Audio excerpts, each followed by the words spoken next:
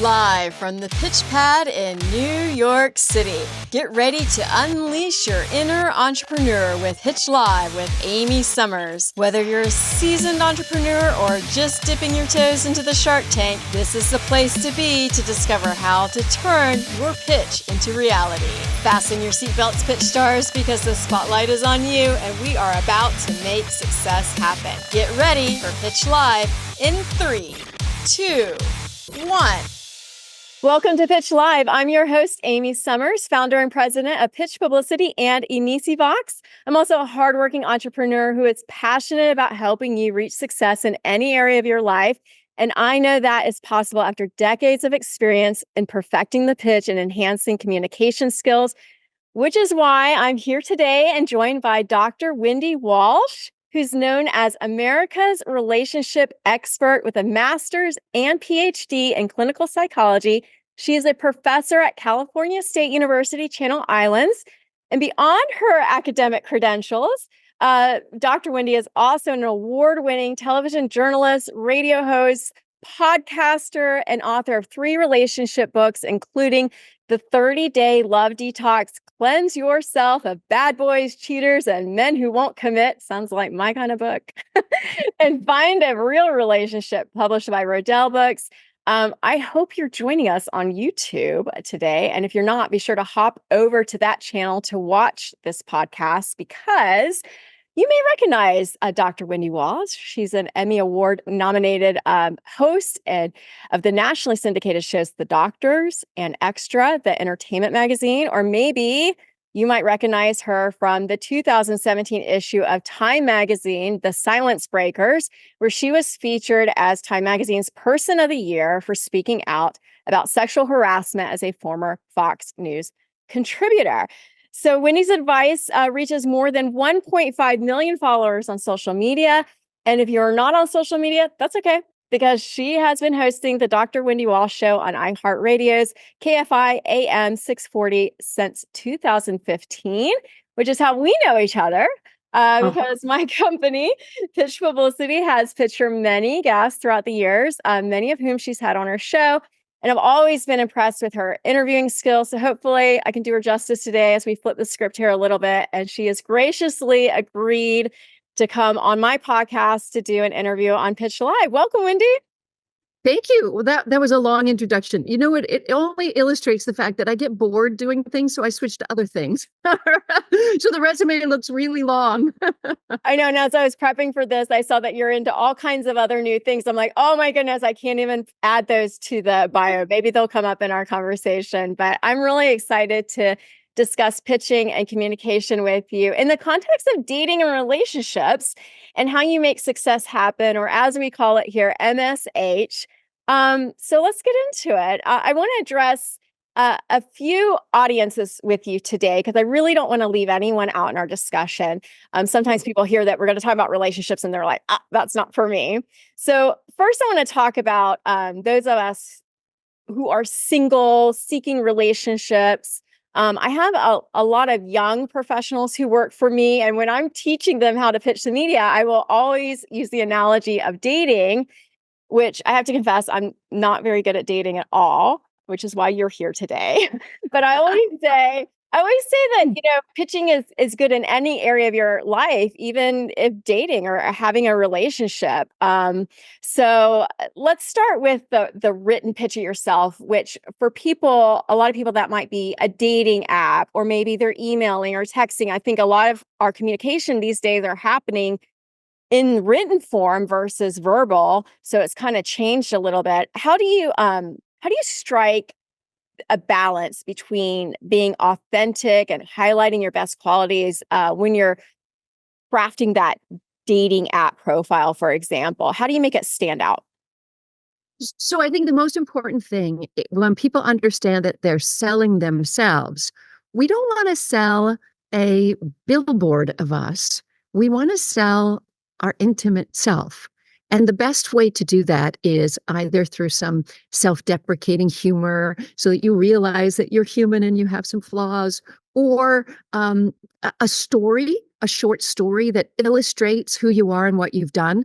I do want to say this about dating profiles. They're little brochures. So don't write too much. On the other hand, don't write too little. I think, 4 or 5 sentences is all you need, because all you're trying to do is get the match, and then you can move into real talking.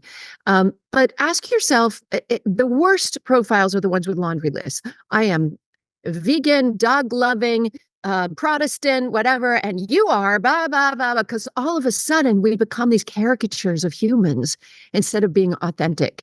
So it's not a good idea to say, this is what I'm looking for and this is who I am. It's more like saying, hey, just hang him a heart out here, hoping somebody might take a hook. Let's see how it goes. I'm nervous, like be real and write that. Why not?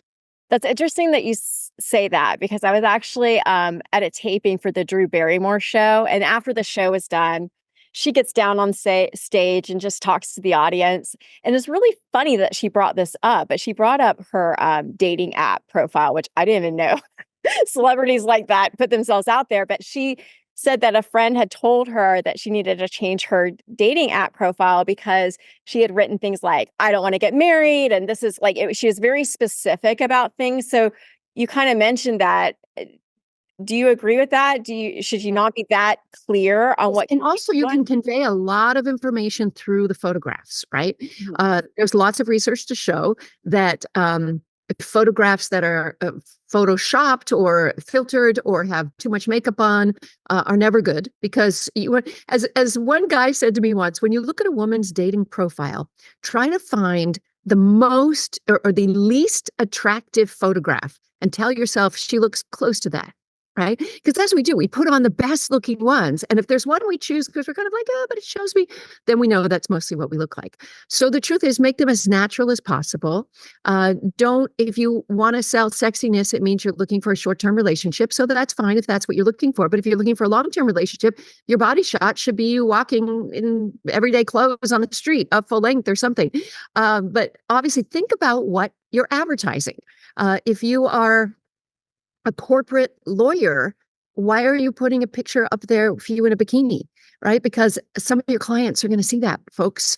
And so you have to think about that. The world, people are taking screenshots of everything out there. They're sending them all over the place. I had a sweatshirt on in one of my profile pictures when I met my fiance, and I was in my radio studio with a headset, so it was clear that I work in media. And I had a sweatshirt on in big bold letters. It said, I'm not for everyone. And he loved that. He said, yeah, but she's for me. I could tell. So that's a good point you make about the photo. So are you like, should you just not do the professional headshot thing? Should you not bother with that? Just do casual shots? You know what? Unless you're planning on going to a business meeting with this person, this is for your personal one. Show yourself doing what you like to do, whether it's cooking or horseback riding or golfing, or be in action doing what you like to do.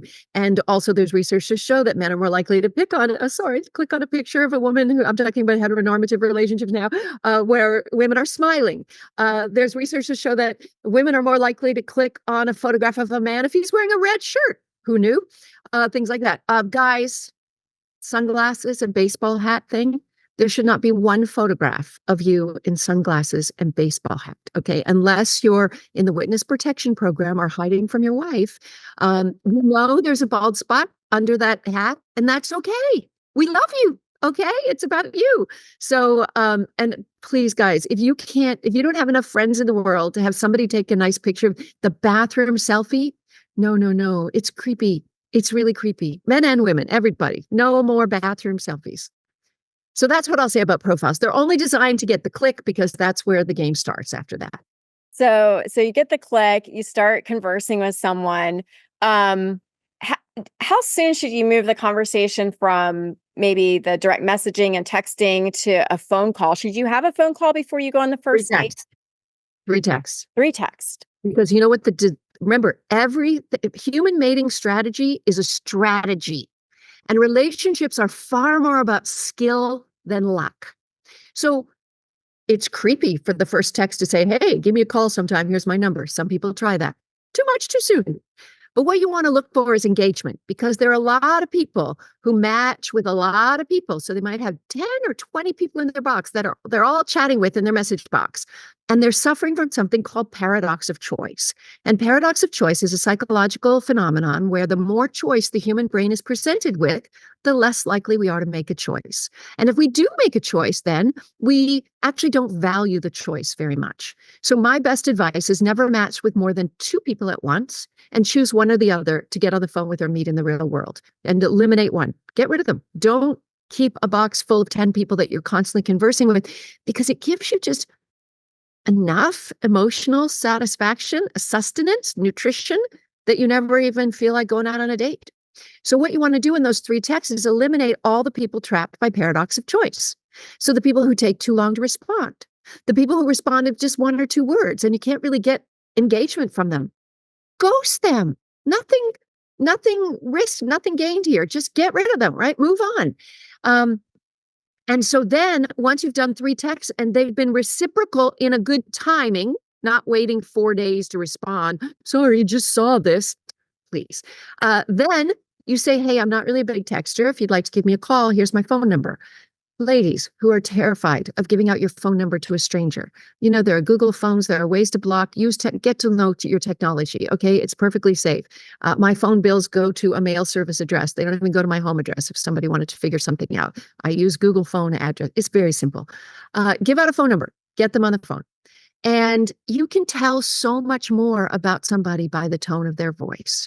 There's nothing more disappointing for people of all genders to go out on a date with somebody who they've only texted with. And as soon as they open their mouth, your heart sinks, because we learn a lot from vocal tone. We learn a lot from body language, of course, and we learn a lot from pheromones, just smelling somebody. Our brains are taking in information. So what we're trying to do is slowly expose our senses to all pieces of this person. So I would get on the phone rather quickly. Now, at the end of that one telephone call, you're going to make a decision whether you want to meet this person for what I call a drive-by date, a 20-minute coffee date. Okay, it should not have all the trappings of a first date. You shouldn't need to get dressed up. You shouldn't need to be picked up at your house. You shouldn't need for the other person to pay. This is just, hey, I'm going to be in your neighborhood next Tuesday. I've got a little meeting. Why don't we have a quick bite or a quick drink of coffee at this shop I just found? And it's quick, and you get out quick, because after the first meeting is when you decide if you want to have a first date. Now, after that first phone call, if you've decided you don't want to have the drive-by coffee date, then you prepare an eloquent canned text that refers back to the phone conversation. Hey, it was great chatting with you. Good luck at your cousin's wedding next week. I hope you have fun. After chatting with you, I actually don't think romance is in the cards for us, but I'd love to keep you in mind for a friend sometime if that's okay. In my lifetime, I probably sent a version of that text to 20 guys. Nobody ever wrote me back and said, okay, bitch, fuck you. They either didn't respond, fine. Mm-hmm. Or they wrote, thank you. Yes, it was a pleasure meeting you too. Closure, and end. Closure. Because guess what? Tomorrow, you could walk into a boardroom and take a meeting, and that person that you just had that phone call with is there in the meeting. Even if you live in a big city and you think you could be anonymous, there are people who know people. And so you want to keep all the roads open. You define what the relationship will be, whether it's business, friendship, a romantic relationship, but you don't want to ghost somebody and then have that awkwardness. I want to go back to, you mentioned having just 2 people at a time in the app, because I read an article that you contribute your expertise to, and you were talking about that also affects the algorithm. Can you touch on that a little bit too, on how you can make the algorithm of these dating apps work better for you with not selecting so many people at once? Right. So the algorithm gets confused if you start selecting so many. Well, maybe I'll try this one. Maybe I'll try someone out of my zip code. Maybe I'll try somebody who's more artistic. Maybe I'll try. Now you're really confusing the algorithm. It becomes as confused as you do. What you have to think of finding a good mate is a process of elimination. So you have to think, how can I get rid of this person? Because they notice who you get rid of, and they start to shape what they're presenting to you because of it. Now, I do want to say, just because the algorithm has matched you, just because you've had a great phone call and maybe a drive-by coffee date, doesn't mean that you guys are going to be compatible for long-term relationship, but it's a start.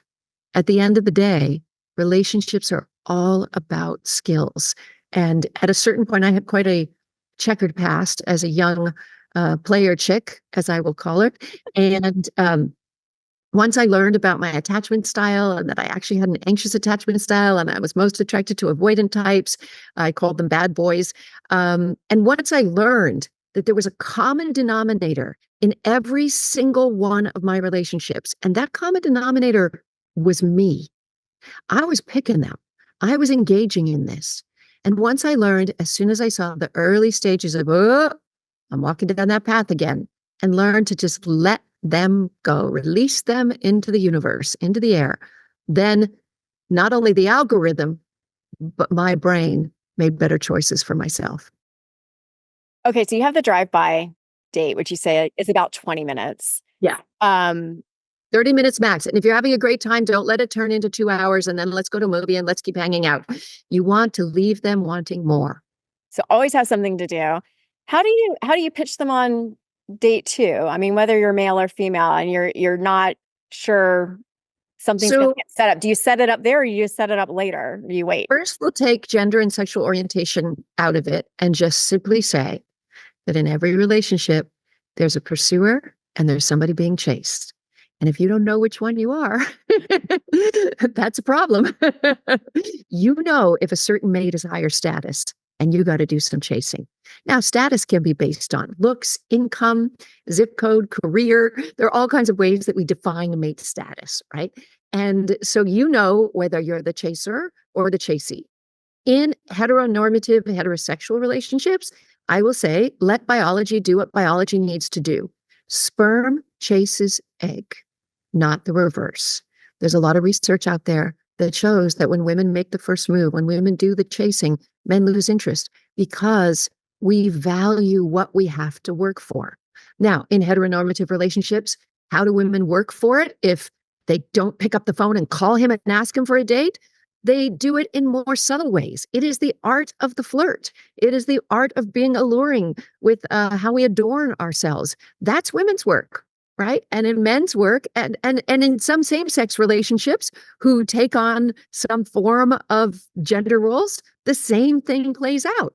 Somebody has a swagger and does the chase and opens the door, and somebody else, gets to act like a prize. So know your role. Know your role. All right, let's move on to people who may already be in a relationship, especially some people who may have been in a relationship for a long time and are currently maybe on cruise control, maybe heading towards relationship roadblocks or being bored. We focus a lot on communicating in dating phases, but how important is effective communication within a long-term relationship?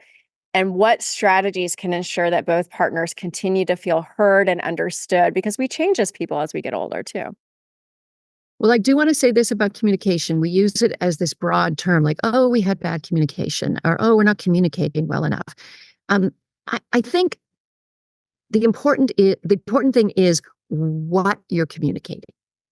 And what needs to be continually communicated is our childish self, our intimate, the baby in us, our intimate needs, not in a defensive, demanding, confrontational way, but in a way of saying, hey, baby, could you do this for me? I need you. Or I'm feeling really sad today because I had this day. That is intimate life, right?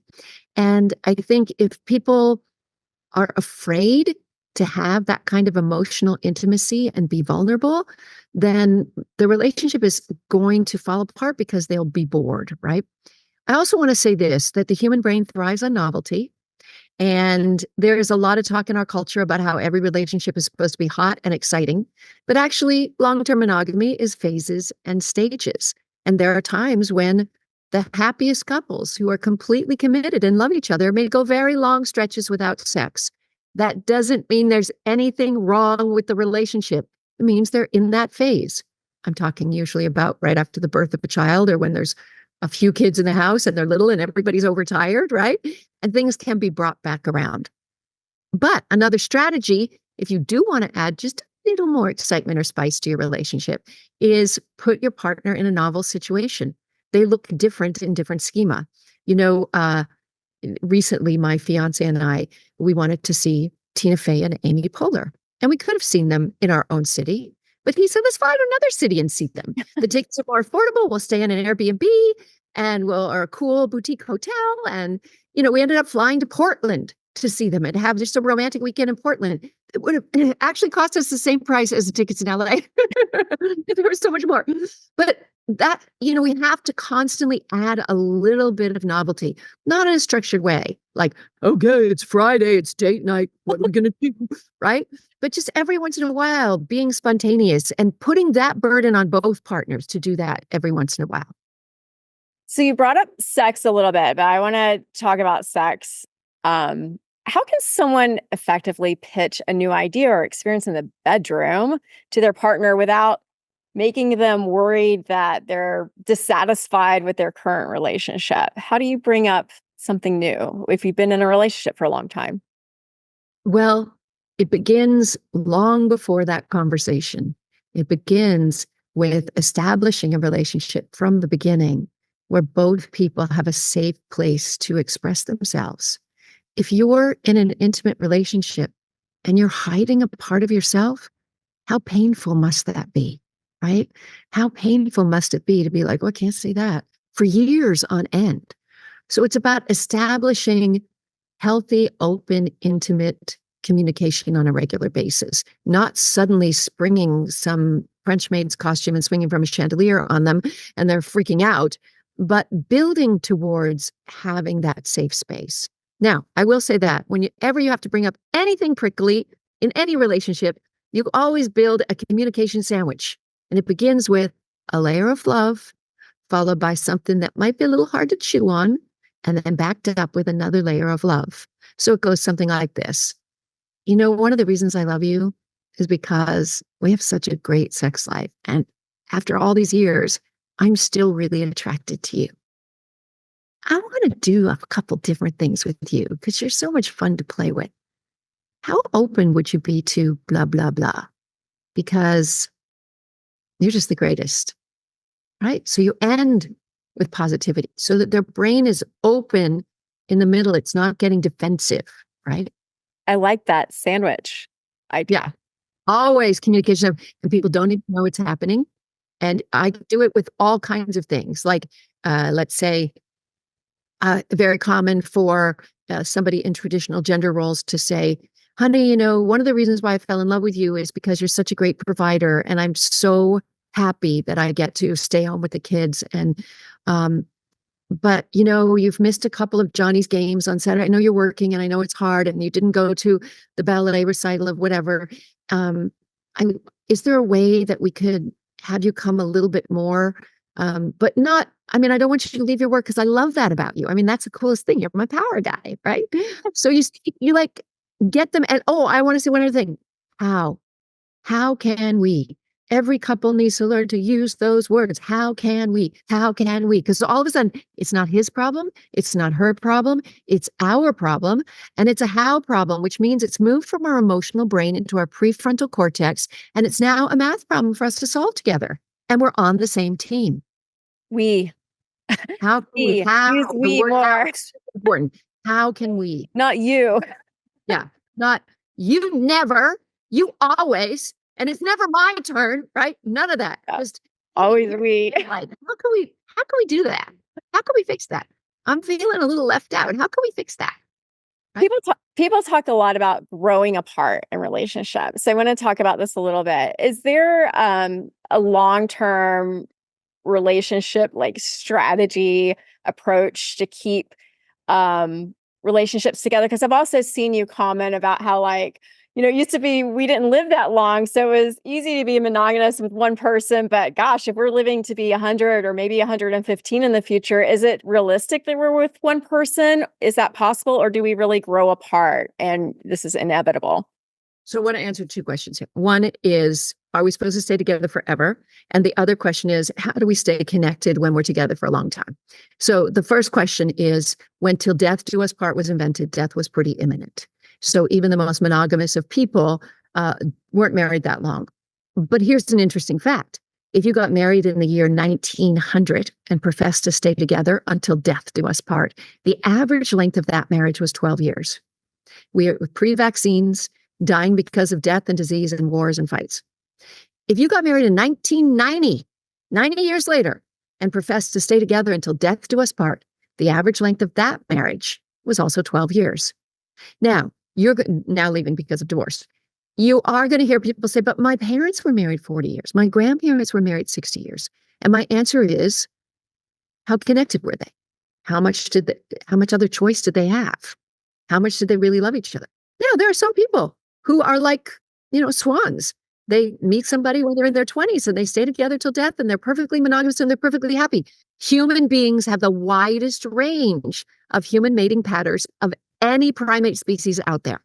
So we have to accept that we're going to have it all, which also means when you're on dating apps, there are people looking for short-term relationships and long-term relationships, and they're in the same mating pool. And the best way to get a short-term relationship is to pretend you're looking for a long-term relationship. So we have to always be on alert for that, right?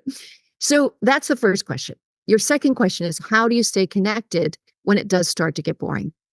And I like to think of relationships as a Venn diagram, two circles that overlap. Here's me, here's you, here's our relationship, the overlap. What's important as we continue to grow individually is that we bring our new stuff back into the relationship. Hey, honey, you wouldn't believe who I met today. Oh my God, we might be able to develop this project. Oh my God, it's so exciting. You bring excitement from your personal growth into the relationship.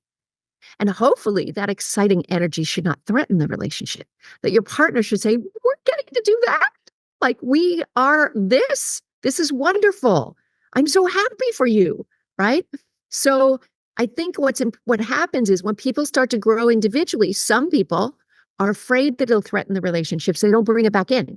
And then they start growing apart, doing their hobbies, hanging out with their other friends, and then they start doing that, right?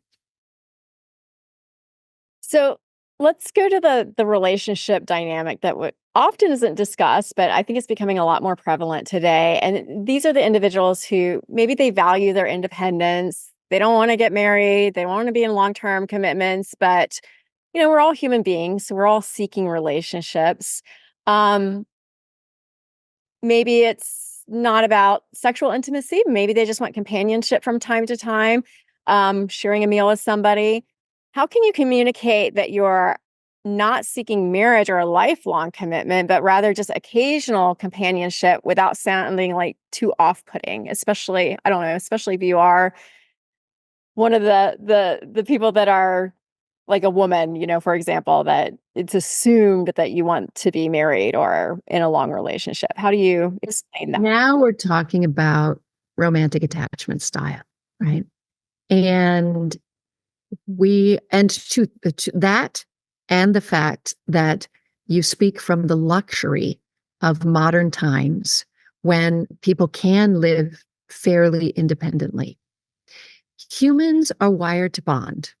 We are cooperative breeders, meaning in our anthropological past, we had big villages of people raising kids as a community. We had all kinds of support around us, aunties and cousins and uncles and friends, etc. And now what's fascinating is, while more and more people are being, in modern urban capitalist society, are forced to leave their original tribe through mobility needed for work, they're starting to develop a kind of resilience and becoming avoidant. Like, I don't want all that problems of relating with other people, right? But at the same time, we're seeing a mental health crisis in our culture. And we're seeing that the biggest instigator of that is isolation. So when I hear that somebody wants something casual, whether sexual casual or companionship casual, but don't get too close and don't be too committed, I actually hear an avoidant attachment style. And I actually hear about fear of intimacy, because intimacy is really a little bit prickly. It's a little bit icky to be able to reveal yourself and feel and tolerate the feelings of shame of being completely seen and heard in every way, physically, mentally, emotionally, is a scary thing for many people. So, to answer your question, obviously, if somebody is in a situation where intimacy is intolerable and commitment is intolerable to them, I think it's perfectly acceptable to say that to people right away. Um, but I also would encourage that person to see a licensed therapist and find out how to truly connect with others because there's so much meaning in our connections. We're meant to love each other. We're meant to be together. We're not meant to be alone. You're bringing up something I want to kind of skip to because we talk a lot about mentorship on this show, and I want to talk about the importance of mentorship within relationships specifically. Often we talk about it in the scope of our careers, but how can one identify suitable mentors for various stages of relationships, such as dating, marriage, divorce, widowhood? Is it beneficial to have friends experiencing similar stages that provide support and understanding? So maybe you're recently divorced and a lot of your friends are happily married. Do you need to go find other people that are divorced and kind of rebuild some mentorship there? Well, we all need stage of life friends, right? We think about the friends we had in college that we'll always remember, or the friends we grew up with who knew us when. We think about common interest friends that we see at Pilates or whatever our hobbies are, right? We do need stage of life friends. So if somebody is going through a divorce and all their friends are in couples and they want to get their mojo back, they need to surround themselves with some single people. On the other hand, don't get trapped in single culture. If you want to be in a long-term committed relationship, hang out with long-term committed people because marriage is contagious. Sadly, divorce is highly contagious too. It's got about 5 degrees of separation. So, hang out with what you want. Believe me, married people want nothing more than to fix up their single friends because they don't want single friends hanging out and threatening any of the partners, right? So while you may need the social support, it's also important that you think about your long-term goals. I also, I ran with a great pack of single women when I was young, but I felt like they kept me single Hmm. because they would put down guys that I met or, whatever, or introduce me to inappropriate playboys because unconsciously they wanted to stay my wing women. And I was the leader of the girl pack. So I realized, I have to not hang out with those girls if I want to meet someone who's solid. That's so interesting that you bring that up. You really have to kind of pick your friend group on what you want to be in the future, not maybe who you are right in this moment. Exactly. And you're right. Couples are always trying to link you up with people. They might even be better than dating apps. Oh, absolutely. Because relationships are a bridge between tribes. And actually, your friends know you better than you know yourself when you put something on a dating app. They'll tell more of the truth to somebody they're fixing you up with. And you're vetted, and they're vetted by people. Meeting strangers on dating apps never happened in our anthropological past. I want you to know what our brains are wired for because for hundreds of thousands of years, we roamed the planet in packs of not more than 40 people, generally 30, 35. We'd start to split up when we got 40. That's why every class, high school class is separated like that, grade school class, about 30 kids, right? That works well for our brain. And most of the people we ever had sex with, we definitely knew we never had sex with a stranger. In our entire lifespan, we probably never laid eyes on more than 150 people in our entire lifespan. And Wow. now think of it, like 150 new matches are a thumb swipe away in a given hour. That's not good for our brains. Overwhelming, really. Yeah. Paralyzes us. I want to discuss the importance of therapy while I have you on. As even, with a good mentor, certain issues, may require some professional help. You alluded to that a little bit earlier. And as a clinical psychologist who also shares your personal therapy journey, I know that you have also been in the patient seat as well. You understand the significance of relationship therapy. Do you think there's still a stigma around therapy now? And how can you suggest therapy to someone without implying that they are failing. I know I have a lot of people that come to me, but sometimes I just feel like, okay, this is a little bit heavier than I think that I can just give that mentorship advice or that friend advice. At what point and how do you recommend therapy to someone? So I want to correct you on one thing. I have a Ph.D. in clinical psychology, but I'm not a practicing therapist. I'm a psychology professor. So I teach future therapists. But I'm a veteran of on and off 18 years of psychotherapy. In my world in California, there's literally no stigma attached to therapy at all. Maybe in other parts of the country, there may be, and in certain ethnic groups, there may still be some lingering stigma. But as we've seen the decline in religiosity, we are starting to see an uptick in people finding their intimate selves through licensed therapists. I definitely want to say make sure your therapist is licensed. But I think, Martin Seligman, who was the head of the American Psychological Association, came up with this whole theory of psychology called positive psychology. And he felt that psychology was only serving the very disabled to make them functional. And he thought, what if you started with somebody who was functional and made them even better and great? Could psychological principles be used? And the answer is, of course, yes. All of us can do better. We can do better in our emotional intelligence, being able to create insight into our own feelings, our emotional communication, being able to share our emotions with others, and our emotional sensitivity and empathy. And we learn all that through therapy. So if you're friends with someone and you really want to recommend that they see a therapist, how do you bring it up exactly? Start by modeling it. Hey, when I was going through this bad time, I saw this amazing therapist, and you wouldn't believe what she did. She was so helpful. You might consider it sometime. That's it. You model it. Just model it. Yeah. Well, it has been great to have you on, and I really appreciate you coming on. What's the best way for our Pitch Live community to connect with you, and what type of pitches are you on the lookout for these days from other people? So on my radio show, I try to feature everything about the science of love, and my guests tend to be people who have an area of expertise that I do not have. So I vacillate between being the wise elder in one segment to being the journalist asking questions in the next. So if there's a neuroscientist, if there's an addiction specialist, if there's a sexologist, a licensed therapist who specializes in a particular thing, I'm interested in having them as a guest if they're unique, right, in some way. And then I love for the general public to come on my Instagram and post DMs with questions, because I take a few segments of Q&A, and sometimes I take phone calls, and sometimes I just go to social media. Don't worry, I keep anonymity. I change the names or don't say a name, so you're safe to post whatever you want in my DMs. And you can follow me on anywhere. Social media, the handle is at Dr. Wendy Walsh.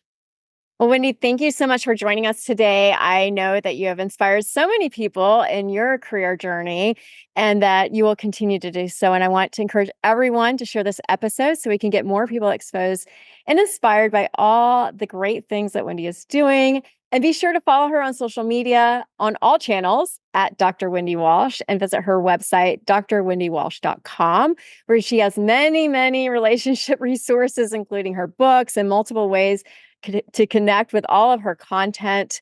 And thank you for joining us on this episode of Pitch Live with Amy Summers. Be sure to hit the subscribe button, give us a rating or review. Your feedback helps us plan future episodes.